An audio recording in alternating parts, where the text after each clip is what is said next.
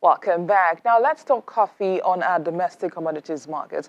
Coffee, which has various health benefits ranging from protection against type 2 diabetes and the promotion of a healthy heart, is widely consumed by many. However, the International Coffee Organization has recognized the immediate decline in retail sales combined with an uptick in direct-to-consumer home coffee demand due to the coronavirus pandemic. Now, the ICO notes that the COVID-19 pandemic represents an additional challenge to a coffee sector that had already been experiencing a period of historically low prices for producers, threatening the long-term global supply. Aisat Dahoud, a research analyst with financial derivatives company, joins us now to talk about this and more. Good afternoon, Aisat. Thanks for coming on the program. Thank you for having me. Good afternoon. So with all of this now, especially the COVID-19 pandemic, what do you think the global coffee industry would look like at the end of 2020? So recently, IMF revised economic outlooks for 9 out of every 10 countries. Then they concluded to a global recession. This concluded to a global recession. We're expecting the global economy to contract by 3%. This means recession. Recession means increase in unemployment. This means a declined disposable income. This means a fall in consumer spending on goods, commodities like coffee. The general commodities market is affected by this pandemic. So now let's look at coffee industry. The coffee industry is currently growing slowly. It's currently slowing down because of this lockdown. Hospitality companies like the hotels, cafe, and the likes are shut down. These are the people that makes up the out-of-home sectors that consume coffee. So with this decline in the consumption is set to contract by 3.5%. That's 4% in the global consumption of coffee. And this would affect the market balance in the... So now let's look at it. By the end of 2020, the infection curve would have flattened out, lockdowns would have been lifted up, and then we'll be expecting a recovery from this consumption contraction. You know, currently the consumption have slowed, the industry have slowed, but by the end of 2020, we're expecting a recovery. However, the recovery will not be as, aggressive as we expect. But beyond 2020, that's in 2021, we expect a better pace of recovery in the industry. So some light at the end of the tunnel there. Yeah. Well, talking about leading coffee producers now in the world, they're like Brazil, Vietnam, Mexico, and Colombia. Brazil, of course, is still reporting an increase in the number of COVID-19 cases, and Vietnam has virtually come out of the scourge. But what does this mean for the League of Coffee Producers and the global supply chain of coffee in general? So let's look at the current situation, the COVID-19 situation in these countries. Vietnam has been able to flatten out its infection curve. However, Brazil is still yet to flatten out its curve. Brazil is no doubt the largest producer of coffee. It contributes about 33% to the global supply. That's about roughly 63 million bags of coffee it produced to the global supply. However, followed closely by Vietnam. Vietnam is the second largest producer, but produces half of what Brazil contributes to the global supply. Brazil contributes 63, Vietnam contributes about 31 million bags. And so that's a huge difference there. If there is any disruption in the supply, or in the supply of what Brazil contributes to the global supply, we're going to have a supply shortage, and that will put pressures on the prices of coffee. However, Brazil's supply is still, looking upward, even if there's a not so drastic forecast. A not so drastic fall forecasted for Brazil's supply. Brazil is expected to drop to 57 million bags. That's not so bad.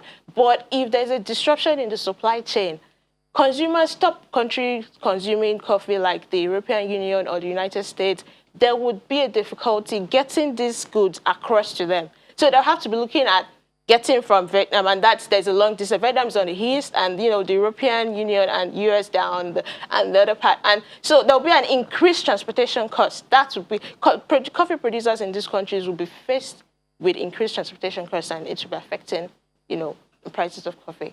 And talking about being affected now, bringing things closer to us here in Africa, for instance, Cote d'Ivoire is Africa's largest coffee producer. Of course, that country is growing at 6.9%, but it's grappling with an election this year and possible unrest. Of course, don't forget the COVID-19 pandemic that is, ravaging the globe. Do you think that a fall in the price of coffee could destabilize the recent gains that this country has made? So, Ivory Coast, Cote d'Ivoire is Ivory Coast. Ivory Coast has been growing, rapidly at 7%, almost 7%. But now with this, political unrest, the pandemic and all the situations happening, they've also revised their economic outlook. They're expected to grow at below the average growth. So they're expected to grow at 2.6% or thereabout. So coffee is the second largest export commodity for that country. The country produces about 2.5 million bags to the global supply at the rate of selling at the rate of $133. That's about it's generating $340 million for the country. That's 10% of what cocoa generates for that country. Coffee is important to Ivory Coast, but it's not important as that. But if they should stop, if there should be a fall in the price of coffee, farmers in that country will be affected. However, let's also look at the importance of Ivory Coast to West Africa. Ivory Coast is important to West Africa, but not as important as that, because we can recall during the civil war that happened in that country, things went on in West Africa. West Africa was not at a halt. So now let's look at Ivory Coast as a country. What it supplied to the global supply is less than 1%, about 1%. That's 2.5 million out of 175 million bags. So, they could barely be affected. It's either here or there. So Ivory Coast may not even be affected at all if there's a fall in price, because the fall in price will come from the fall in contraction, the 3.5% contraction in consumption. I sat down with research analyst at the financial derivatives company. Thanks for coming on the program. Thank you for having me. More stories now. The African Export-Import Bank has announced a $3 million grant to complement continental efforts to combat the COVID-19 pandemic. Afrexim Bank President Professor Benedict Orama says the grant is in response to a request by African heads of state through the umbrella of the African Union chairperson for the mobilization of resources to address the pandemic. And members of the West African Monetary Union plan to raise $1.4 billion on the regional debt market in response to the coronavirus crisis. The lead manager of the union says the issue of the COVID-19 social coupons will begin next Monday, adding that the instruments would benefit from access to a special refinancing office at the regional central bank. The members are Benin, Burkina Faso, Guinea-Bissau, Ivory Coast, Mali, Niger, Senegal, and Togo. And the International Monetary Fund says the coronavirus pandemic will cause Democratic Republic of Congo's economy to contract 2.2% this year. The IMF is slashing its previous growth forecast of 3.2% because of the fall in prices for key exports such as copper and the impact of the containment and the mitigation measures against the coronavirus.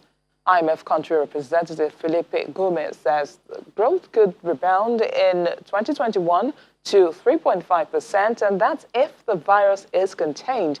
The coronavirus outbreak has infected 377 people and killed 25 in DR Congo, which is also struggling to end a nearly 2-year Ebola outbreak in the East. And that's where we end today's program. Thank you for watching. I am BC Adebayo.